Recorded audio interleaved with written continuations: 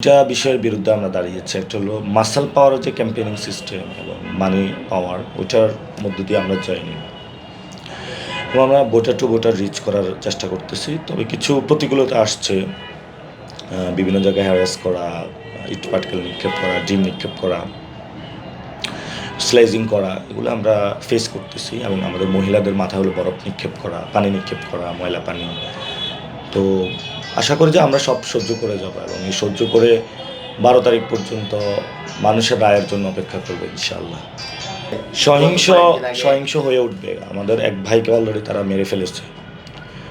মহিলার মাথায় কোপ দিয়েছে, সেটাতে ৬টা সেলাই প্রয়োজন হয়েছে এবং বিভিন্ন জায়গায় ভাঙচুর চালাচ্ছে তারা।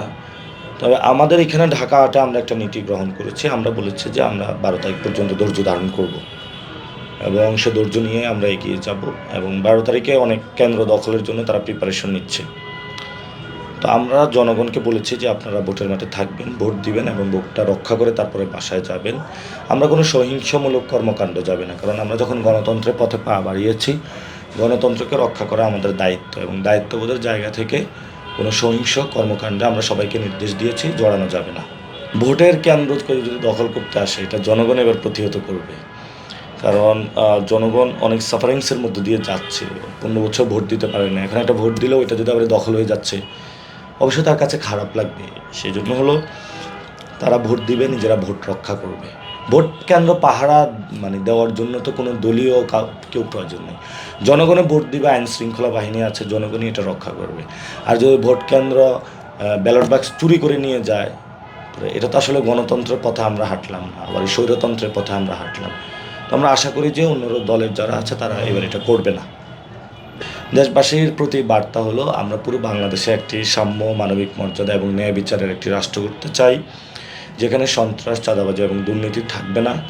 এবং ওসমান হাদি ভাই আমাদের যে স্বপ্ন দেখিয়েছিলেন ইনসাফের বাংলাদেশ, আমরা ন্যায়ের এবং ইনসাফের একটি বাংলাদেশ গড়তে চাই। আমরা ৫০ বছর অনেকে নিপীড়িত ছিলাম এবং আমাদের প্রতিষ্ঠানগুলো ধ্বংস করা হয়েছে। আমাদের অনেক ভাই ২৪শে শহীদ হয়েছেন। সেই ব্যবস্থা থেকে মুক্তির জন্য আমরা তাদের সেই আকাঙ্ক্ষাটা পূরণ করার জন্য এবার এই নির্বাচনে অংশগ্রহণ করছি। ইনশাআল্লাহ আপনারা যদি আমাদেরকে রায় দেন, ভোট দেন, শাপলাকলি যেখানে আমাদের দাঁড়িপাল্লা রয়েছে, তাহলে বাংলাদেশটা একটা আমূল পরিবর্তনের মধ্য দিয়ে যাব।